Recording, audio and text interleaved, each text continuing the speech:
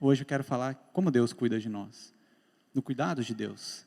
E como que Ele muda nossas vidas enquanto Ele cuida de nós. Como que nós nos posicionamos diante dEle para receber esse cuidado dEle. O que nós aprendemos enquanto Ele cuida de nós. E para isso eu quero usar alguns salmos. Eu quero que vocês abram comigo o Salmo 23, para a gente começar. E eu acho que os salmos são bons textos para a gente tratar do cuidado de Deus, porque eles são bem dinâmicos, bem vivos, né? As pessoas estão ali sofrendo, estão conversando, discutindo, às vezes, reclamando com Deus. E a gente aprende pela experiência delas, de como Deus cuidou delas, de como elas interagiram com Deus durante sofrimentos, durante dificuldades, durante tempos bons. E a gente aprende como nós mesmos podemos fazer na nossa vida para experimentar esse cuidado de Deus. Então vamos começar pelo texto de Salmo 23. Nós vamos ler alguns salmos, mas o principal, o ponto central talvez seja esse Salmo 23, os outros vão talvez repetir um pouco aquilo que a gente vai ver aqui, e ele é um salmo bem completo, nesse sentido do cuidado de Deus. Então vamos lá. O Senhor é o meu pastor, nada me faltará. E podemos parar aqui já. É preciso que a gente lembre um pouco o contexto de quem está escrevendo isso, né? Alguém vir e dizer, o Senhor é meu pastor, nada me faltará. O que essa pessoa tem em mente, né, quando ela fala isso? E certamente é uma pessoa que ouviu muito sobre esse Deus. Ouviu dos seus antepassados, como Deus conduziu eles para fora do Egito, quando eles eram escravos, ao longo de 40 anos num deserto, alimentou eles, conduziu eles, cuidou deles, e muitos outros exemplos. E claro, a experiência própria também dessa pessoa. E a gente precisa estar atento, né, a esse contexto que as pessoas tinham, para a gente fazer também boas aplicações, né, de como a gente, olhando para a nossa vida, se relaciona com Deus dessa maneira como Ele colocou aqui. Então, quem é esse Deus que cuida? Uma das afirmações que a gente pode falar é que Deus é como esse pastor. Como um pastor de ovelhas, né, que cuida bem das suas ovelhas, que não deixa faltar nada. E aqui ele descreve, então, no versículo 2 e 3, como é o cuidado desse pastor. Versículo 2. Ele me faz repousar em pastos verdejantes, leva-me para junto das águas de descanso, refrigera minha alma, guia-me pelas veredas da justiça, por amor do seu nome. Então, como que ele pastoreia as suas ovelhas, né? Primeiro que ele sabe o que elas precisam. Sabe que elas precisam de pastos verdejantes. E sabe que elas precisam de águas tranquilas. De águas de descanso. Porque a ovelha não toma água de correnteza forte. E ele faz isso por amor do seu nome. Então aqui a gente já tem também um cuidado de desfazer um pouco algumas ideias que existem sobre... Talvez algumas pessoas pensam que Deus deveria fazer comigo, como Ele deveria me cuidar. Segundo o que eu mereço, o que eu gostaria, alguns pensam, né, ou podem dizer, ou aquilo que eu sonho, aquilo que eu desejo, tudo Ele vai me dar, né? Mas aqui diz que Ele faz essas coisas por amor do nome dEle. Nós não somos, então, o centro de tudo isso aqui. Deus cuida de nós por amor dEle, porque Ele escolheu um povo para ser dEle. E Ele se mostra um bom pastor para esse povo. Então, a gente pode ver que essa pessoa que recebeu esse cuidado de Deus, aprendeu isso dos seus antepassados, como Deus cuidou ao longo da história dessas pessoas, desse povo, conduziu eles até ali, e ele mesmo experimenta esse Deus também, confiando nele. E aqui tem um ponto interessante também. Como na nossa caminhada de fé, muitas vezes a gente não sabe o que vai acontecer, ou como vai ser, como Deus vai cuidar de nós. A gente não sabe o que vem pela frente, no futuro. Mas a gente sabe o que Deus fez no passado. Então, como esse salmista que sabia coisas sobre Deus, nós também olhamos para trás, vemos como Deus cuidou, seja de nós, ou de familiares, ou de antepassados, mas também de todos aqueles que a Bíblia descreve, e nós podemos ver lá que Deus era fiel, Deus era bom, era um bom pastor. Então nós somos convidados, né, digamos assim, a olhar para frente, olhando para trás, né? A gente olha para trás, olha tudo que Deus fez, e aí pode esperar pelo que Ele vai fazer pela frente. E aqui então, versículo 2 e 3, coisas belas, coisas bonitas, que esse pastor leva essas ovelhas, o cuidado dele por essas ovelhas leva elas a experimentar. Mas no versículo 4 diz outra coisa. Ainda que eu ande pelo vale da sombra da morte, não temerei mal nenhum, porque tu estás comigo. O teu bordão e o teu cajado me consolam. Então, nessa caminhada de cuidado de Deus, existem coisas belas e bonitas, mas também existem dificuldades. E aqui tem outra ideia que a gente precisa desfazer, que se fala muito, em nome de Deus, de que nós não teremos dificuldade, ou que nós só teremos vitórias, ou só conquistas, ou que tudo vai correr bem, e o bem de acordo com o nosso padrão. E aqui está dizendo que eu posso ter que andar pelo vale da sombra da morte. Mas o que tem de bom aqui? Ele está comigo. O cuidado desse Deus, desse pastor, é um cuidado próximo. Eu não temo, porque eu sei que Ele está comigo. Eu não sei o que vai acontecer, e pode não acontecer o que eu espero, mas eu sei que Ele está comigo. O cuidado dele não evita dificuldades, não evita lugares difíceis, pode não evitar, mas Ele está comigo. E aí vem uma coisa interessante, diz que o bordão e o cajado me consolam.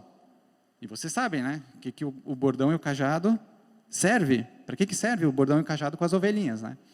Serve para dar uma cutucada. Para elas, quando estão indo para um lugar que não deve, dar uma cutucada para elas voltarem para o lugar. Mas ele diz que o cajado consola. Como que pode isso, né? Estão me batendo, né? Como é que isso me consola? Consola porque, como diz Provérbios 3, se quiser pode projetar, Provérbios 3, versículo 11. Meu filho, não rejeite a disciplina do Senhor, nem se aborreça com a sua repreensão. Versículo 12. Porque o Senhor repreende a quem ama, assim como um pai repreende ao filho, a quem ele quer bem.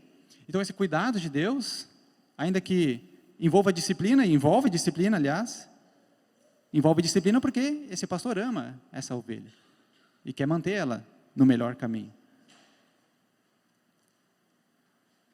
Então aqui tem coisas bem concretas, coisas da experiência da vida, de olhar para o passado, da história, de pessoas que andaram com esse Deus, que experimentaram coisas, e estão dizendo, olha, nesse momento todo, em todas essas situações, Deus esteve comigo. Então a gente pode saber que Deus está com a gente nos nossos desafios concretos da vida, nas nossas dificuldades. E Ele nos protege nesse momento. Olha como diz o versículo 5. Preparas-me uma mesa na presença dos meus adversários. Unges a minha cabeça com óleo e meu cálice transborda. Então, apesar de ele estar na presença dos inimigos, Deus não permite que ele sofra alguma coisa naquele momento. Então, existe uma proteção, um cuidado desse pastor pelas suas ovelhas. E aí o versículo 6 diz que bondade e misericórdia certamente me seguirão todos os dias da minha vida, e habitarei na casa do Senhor para todo sempre. Então, diante de todo esse cuidado que o salmista descreveu, a grande expectativa dele é estar na casa do Senhor para todo sempre. A grande expectativa dele é estar perto desse pastor, perto desse Deus. na presença dEle. Essa é a salvação para ele. E é para nós também. Então, por mais que tenham desafios, por mais que tenham dificuldades, quando a gente coloca Deus junto, quando a gente anda com Deus junto nas nossas dificuldades, a nossa maior bênção não é nem passar pela dificuldade, é ter tido a companhia desse Deus nessa travessia difícil. Então, a grande bênção do cuidado desse pastor é Ele mesmo, é a presença dEle, é a companhia dEle.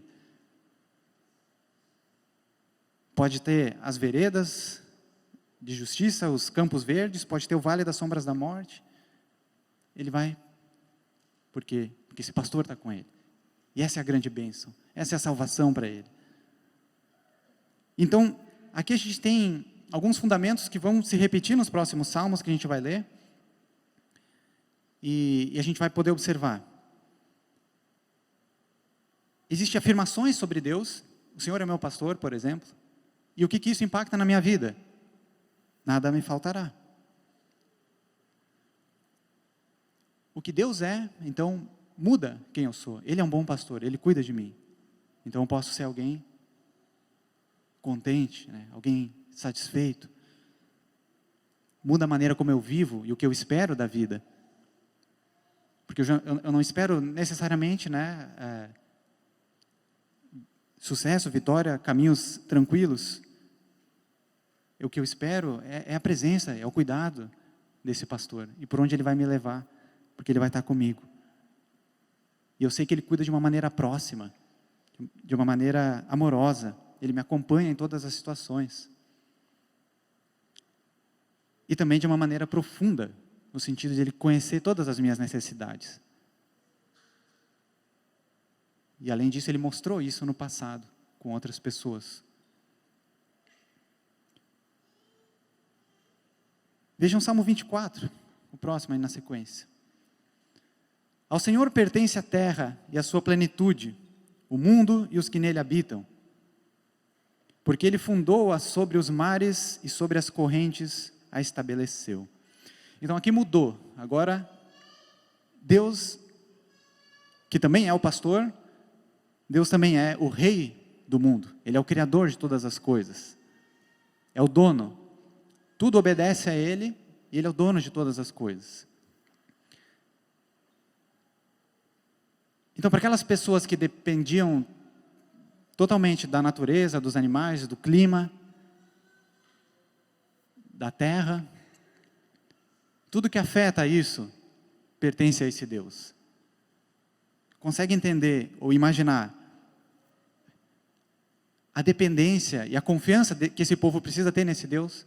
Ele diz, Deus é o rei de tudo, tudo obedece a Ele. O sol, a chuva, os mares, a terra, dá fruto ou não dá fruto, dá colheita ou não dá, os animais ficarem vivos ou morrerem, tudo está no controle desse Deus. Então,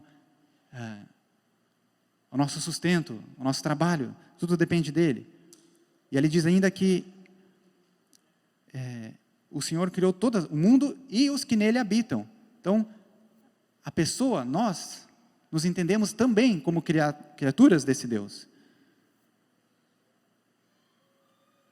Então, eu tenho um motivo, uma razão de ter sido criado. E tudo isso que essa pessoa sabe sobre esse Deus, sobre esse pastor, sobre esse rei do mundo, de novo, olhando para trás, ele sabe também que as coisas não eram do jeito que estão ali hoje. Ele sabe que Deus criou o mundo. Então ele sabe também, e nós também, pelo relato de Gênesis, que nem sempre Deus esteve, ou nós estivemos separados de Deus pelo pecado. Houve um momento na criação em que Deus estava ali, junto com Adão e Eva. Então ele sabe que um dia isso foi diferente. E ele anseia para que isso seja assim novamente, para que ele esteja perto desse Deus. Olha o versículo 3. Quem subirá ao monte do Senhor? Quem há de permanecer no seu santo lugar? Ele quer, de novo, estar perto desse Deus, como um dia foi. Porque ele sabe que esse Deus foi o Criador. Ele fez a sua criatura para estar perto dele, para andar, para estar junto. Só que ele sabe também que ele é o rei. Ele é um rei santo, um rei justo, um rei elevado. E ele pergunta, quem é que pode estar na presença desse Deus?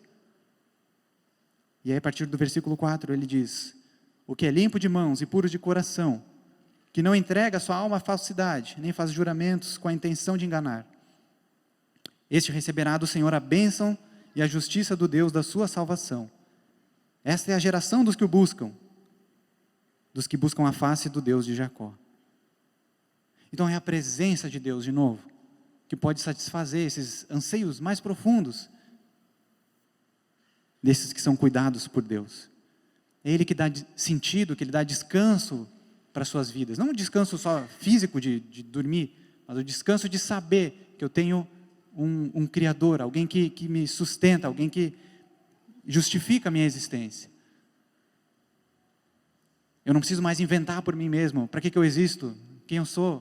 O que eu tenho que fazer? Então Deus é o verdadeiro bem desses que são cuidados por Ele. Daqueles que se deixam cuidar por Deus, a sua presença é a coisa mais importante que eles podem ter. E é por isso que Ele quer viver de outra maneira, que ele não quer ser como os inimigos, os inimigos de Deus, aqueles que entregam sua alma à falsidade, que fazem juramentos com a intenção de enganar. Ele diz, essa é a geração dos que buscam a face de Deus, né? Eu poderia, em outra versão disso, assim são as pessoas que buscam a Deus. Elas procuram se conduzir da maneira como Deus orienta. E Ele faz isso porque Ele quer estar perto desse Deus, Ele quer a presença desse Deus. Vamos ver o Salmo 25. O 25 e 26 que a gente vai ler, eles se combinam em descrever uma postura, ou a nossa postura, ou a postura daquele que quer ser cuidado por Deus. Então, vamos ver o que ele diz, né? A Ti, Senhor, elevo a minha alma, né? A Ti, Senhor, eu chego em oração. Deus meu, em Ti confio. Não seja eu envergonhado, nem exultem sobre mim os meus inimigos. Então, essa pessoa que quer ser cuidada por Deus, ou que é cuidada por Deus, ele confia em Deus. Ele confia na soberania desse rei do mundo, do Salmo anterior. Ele confia no pastoreio desse pastor do Salmo 23. Confia na condução, no cuidado, no amor, na disciplina, na correção. Ele não desconfia desse Deus. E ser incrédulo é justamente desconfiar de Deus. Ter uma suspeita lá no teu interior contra a bondade de Deus. É isso que diz que a gente viu lá no versículo 6 do Salmo 23. Ele quer acreditar, ele acredita nesse Deus e não mais em si mesmo.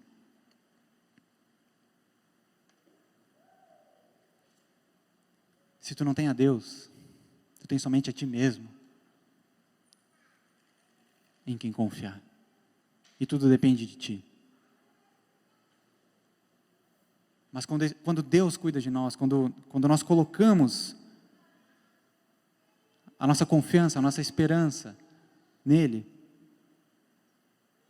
Ele cuida de nós, Ele anda perto da gente. Ele é esse rei e esse pastor, que é soberano sobre todas as coisas, mas também próximo e amoroso de nós, para cuidar de nós por onde a gente anda. Então ele diz, Deus meu, eu confio em Ti. Versículo 3. Na verdade, dos que em Ti esperam, ninguém será envergonhado. Envergonhados serão os que sem motivo procedem traiçoeiramente. E o que é esperar em Deus? Esperar em Deus é, em vez da gente tentar resolver as coisas por nós mesmos, a gente deixar Deus ser Deus. Deixar o rei ser rei e o pastor ser pastor. E a gente ser ovelha, a gente ser súdito, ser servo desse rei. É se entregar ao cuidado desse pastor, ao tempo desse rei, a quando ele quer que as coisas aconteçam, como ele quer que elas aconteçam, aos caminhos que ele nos conduz. Então tem esse lado, digamos, negativo da gente entregar coisas para Deus, entregar confiança, entregar expectativas, deixar que Ele cuide do tempo das coisas, mas também tem um lado positivo, nós termos a presença, a companhia, o amor, o cuidado desse Deus. E essa é a nossa maior bênção, saber que Ele está com a gente. E a presença de Deus não tem nenhuma outra coisa que pode nos dar, a não ser Ele próprio.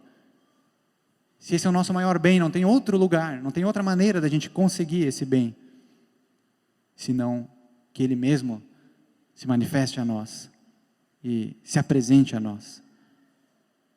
Versículo 4.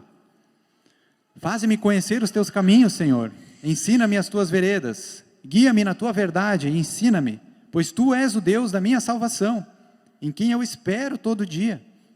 Então a pessoa que é cuidada por Deus, ela também está aberta ao cuidado de Deus, à direção de Deus.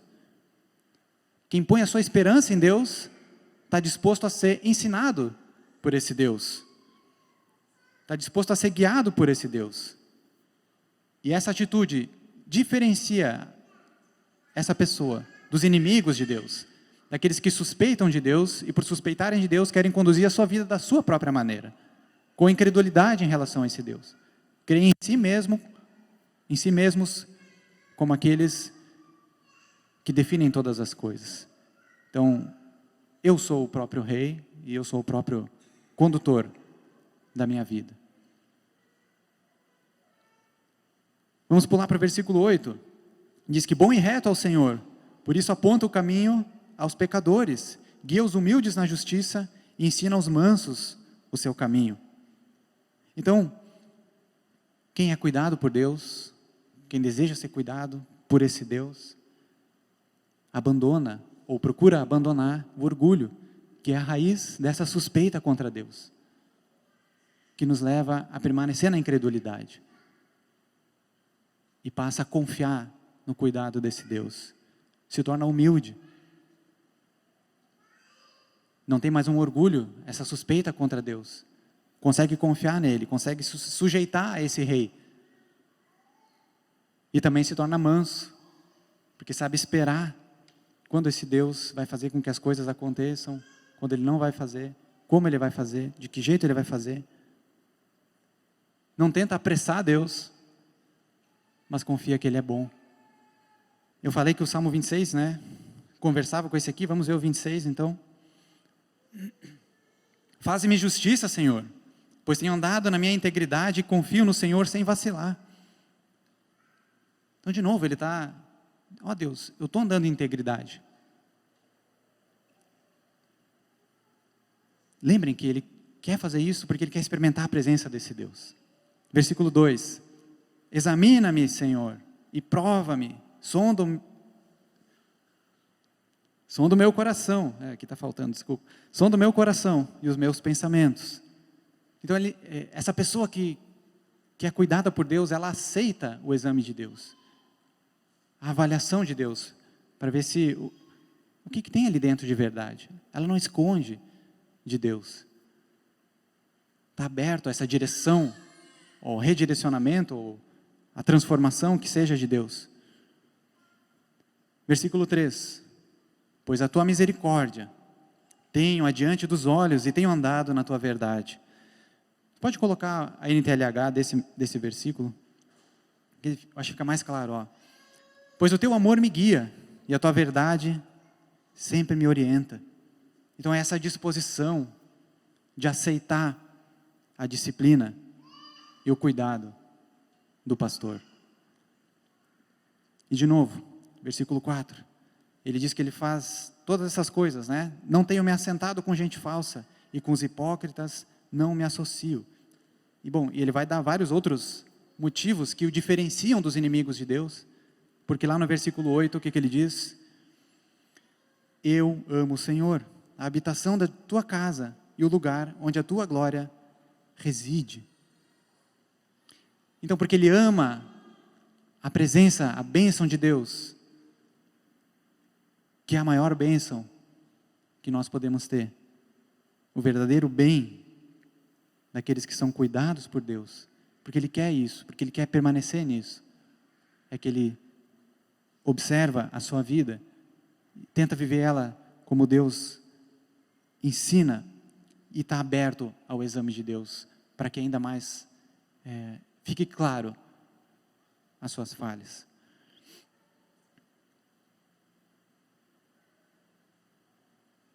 Vamos olhar o 27, Salmo 27. O Senhor é a minha luz e a minha salvação. De quem terei medo? O Senhor é a fortaleza da minha vida. A quem temerei? E aqui de novo, uma qualificação a respeito de Deus e o impacto que isso causa na minha vida. Como eu fui antes, né? O Senhor é meu pastor, nada me faltará.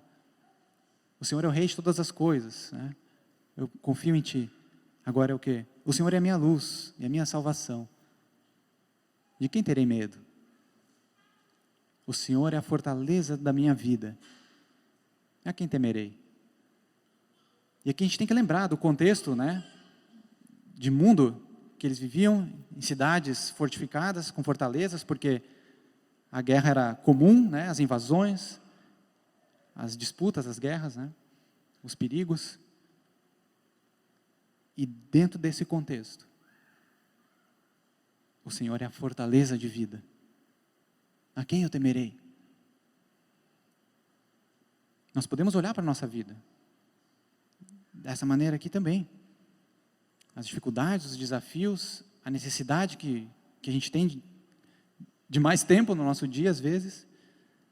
A necessidade que a gente tem de ser quem a gente não consegue ser para os nossos filhos, para os nossos maridos, esposas. E nisso tudo, Deus é a nossa fortaleza. É o nosso lugar de refúgio, de segurança, de presença, de encontrar o nosso verdadeiro bem, a coisa mais importante, daquele que é cuidado por Deus.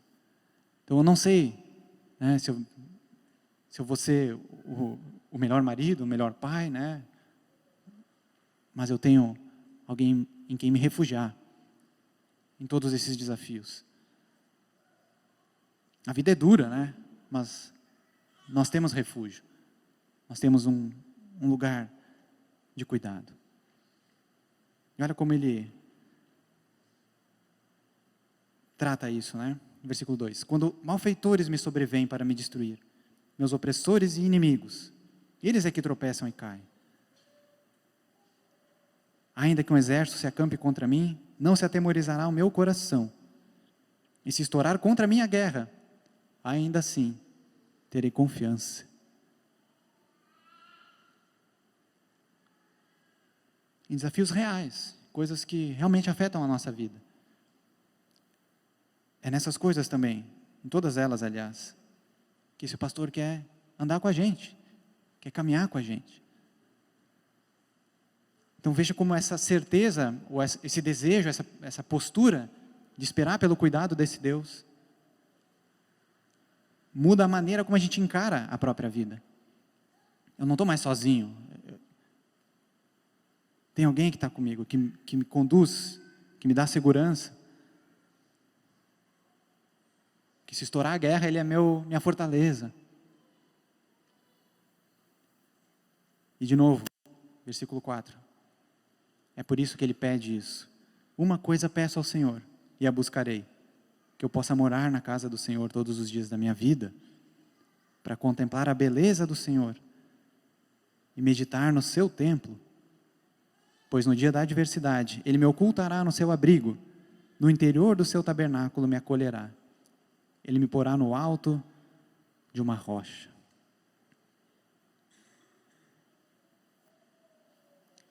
E aí, a gente entra no texto que foi lido no meio das músicas, né? versículo 10. Porque se o meu pai e a minha mãe me abandonarem, o Senhor me acolherá. Talvez para ti seja um pouco distante querer imaginar um rei ou um pastor, seja uma realidade que não cabe muito na tua cabeça, mas essa aqui eu imagino que seja bastante visível. Se o meu pai e a minha mãe me abandonarem, o Senhor me acolherá. Ele diz: ensina-me, Senhor, versículo 11, o teu caminho e guia-me por vereda plana por causa dos meus inimigos. Não me entregues à vontade dos meus adversários, pois contra mim se levantam falsas testemunhas e os que só respiram crueldade. Então aquele que é cuidado por esse Deus, ele quer enxergar as coisas do jeito que Deus enxerga, da perspectiva de Deus. Ele vê inimigos, ele vê dificuldades, mas ele quer conseguir ver como Deus está vendo. E ele sabe que Deus é o rei de todas as coisas. E também o Senhor dos exércitos, né? Quer dizer, não tem exército que lute contra esse Deus. Não tem coisa que ele não controle. E daí vem a segurança, daí vem a confiança.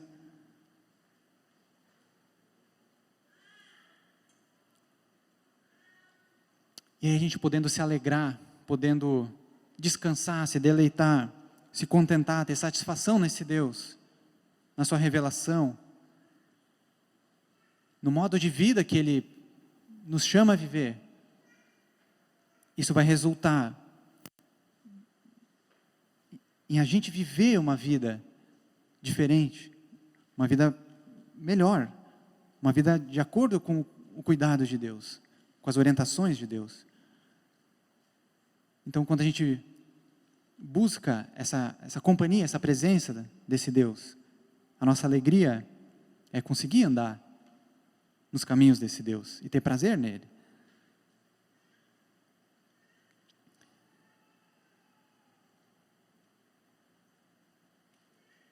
Então, no fim, esse cuidado de Deus, além de todos esses benefícios, dele estar próximo, dele nos disciplinar, nos orientar, nos guiar, isso também gera em nós uma sabedoria, um aprendizado sobre a melhor maneira de viver, a maneira que melhor representa os interesses, os valores, o cuidado de Deus com a sua criação, o projeto de Deus para a sua criação. Então, o cuidado de Deus, além de tudo, ele ainda nos torna sábios. É isso que diz no versículo 12 do Salmo 25, que a gente pulou, mas diz assim: aquele que teme o Senhor, Ele o instruirá no caminho que deve escolher. Então, a gente tem esse desejo por essa presença, por esse cuidado de Deus. Ele nos instrui, nos guia, nos pastoreia, Ele é o rei de todas as coisas. E quanto mais Ele cuida de nós e nos conduz, mais sábios a gente se torna para viver melhor com a gente, com as outras pessoas, com esse mundo que Ele criou, que é o que nós chamamos de sabedoria. Só que para nós, aliás, a sabedoria ela não é uma coisa exclusiva daqueles que temem a Deus. Muitas pessoas buscam sabedoria de outras maneiras, ou buscam sabedoria de uma maneira geral. Mas o que tem de diferente para nós é que o centro dessa sabedoria é o temor a esse Deus. É porque a gente teme a Ele, que a gente quer estar perto dEle. Então a gente orienta todas as coisas para que a gente permaneça no cuidado dEle. Então somente Deus é o centro da vida. E é o temor a Ele que abre os caminhos para a sabedoria, para nós nos tornarmos sábios. Vamos ler o Salmo 28. Eu queria que a gente lesse ele na NTLH. Vamos ler só a partir do versículo 7. O Senhor é a minha força e o meu escudo, com todo o coração eu confio nele. O Senhor me ajuda, por isso o meu coração está feliz. E eu canto hinos em seu louvor. Veja como esse pequeno versículo resume isso que a gente está falando aqui. O Senhor é minha força, meu escudo, e eu confio nele. E Ele me ajuda. E por isso eu posso louvar Ele, posso me alegrar, cantar hinos para Ele. Versículo 8, o Senhor Deus é a força do seu povo. O Senhor é o refúgio seguro do rei que Ele escolheu. Ó Deus, salva o teu povo e abençoa aqueles que são teus. Ser o pastor deles e cuida deles para sempre. Então a gente começou lendo que o Senhor é meu pastor. E agora a gente tem uma oração, né? Senhor, seja o pastor deles, cuida deles. Cuida deles para sempre. Em outra versão diz, carrega eles para sempre. A força, o refúgio, a salvação. É isso que a gente encontra no cuidado desse Deus. E que nós não temos em nenhum outro lugar, em nenhuma outra pessoa.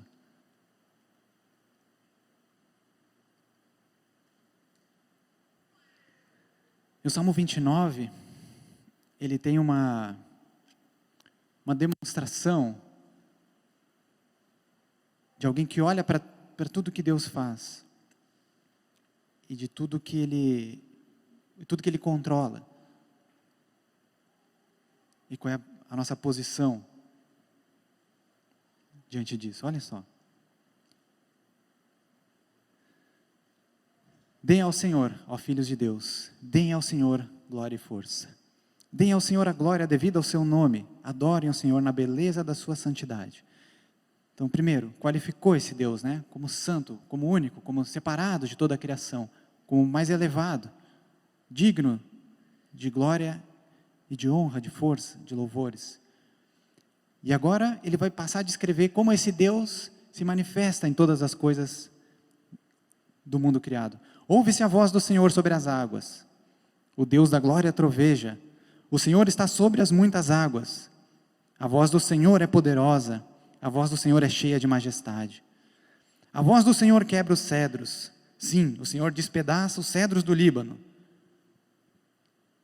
Ele faz o Líbano saltar como um bezerro e o monte Hermon pular como um boi selvagem. A voz do Senhor produz chamas de fogo. A voz do Senhor faz tremer o deserto. O Senhor faz tremer o deserto de Cádiz. A voz do Senhor faz dar cria às corças e desnuda os bosques. E no seu templo todos dizem glória. O Senhor governa os dilúvios como rei. O Senhor governa para sempre. Então Ele está no comando de todas as coisas. Ele está do deserto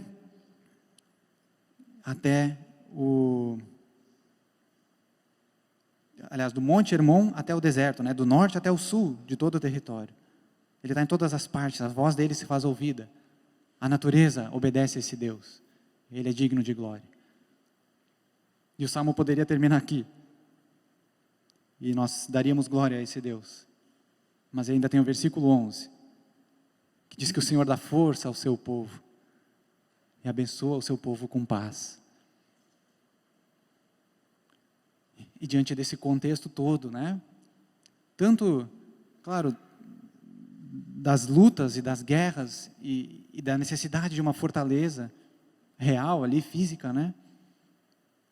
Mas também a paz com o Deus.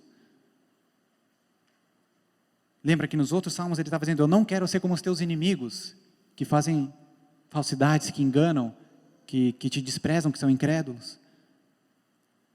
E o motivo disso é porque o próprio Deus, como rei do mundo, se torna inimigo deles. E ele não quer ser um inimigo de Deus, porque ele sabe que esse Deus é poderoso, Ele é o Senhor dos exércitos, não tem ninguém que resista a Ele. Mas ao seu povo Ele dá força, abençoa, com paz, com esse descanso de que tem alguém cuidando, com esse descanso de ter uma eternidade na presença desse Deus, o bem maior que esse povo pode buscar.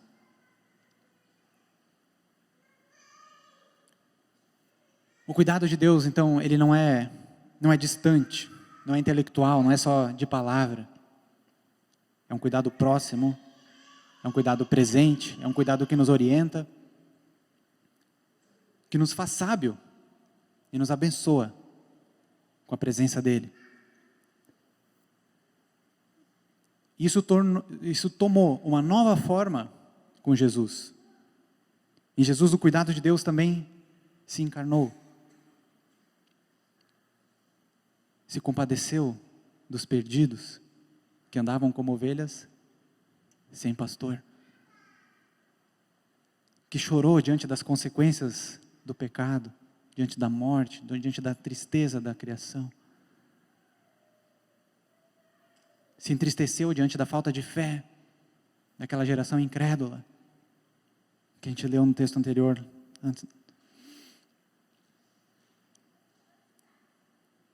E que deu a sua vida por outras pessoas, para agradar esse Deus, e para engrandecer o nome desse Deus.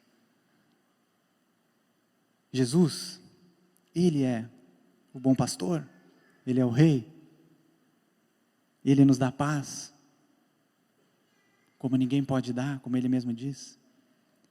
E Ele também nos fortalece na luta contra os nossos inimigos, contra o diabo, contra a carne, contra o mundo.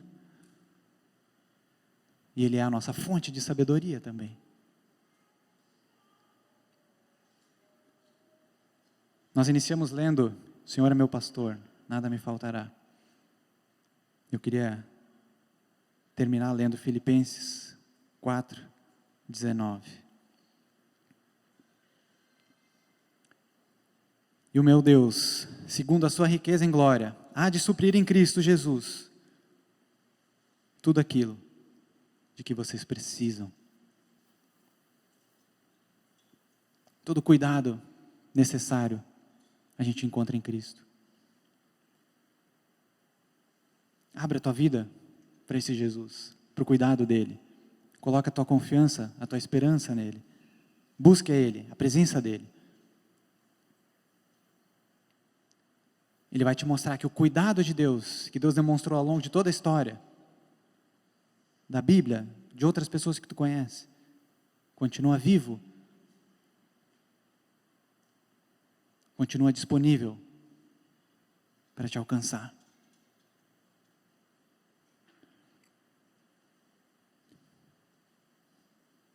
O cuidado que os salmistas experimentaram, que eles ouviram falar de outras pessoas, está disponível para ti hoje.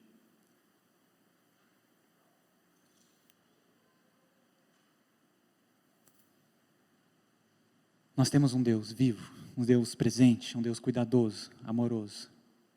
O Rei do mundo também é o pastor que se aproxima de ti, que deu a sua vida por ti, para que tu ande com Ele, para que tu conheça Ele, e experimente a maior bênção, o maior bem que nós como criaturas desse Deus podemos receber, que é a presença dEle.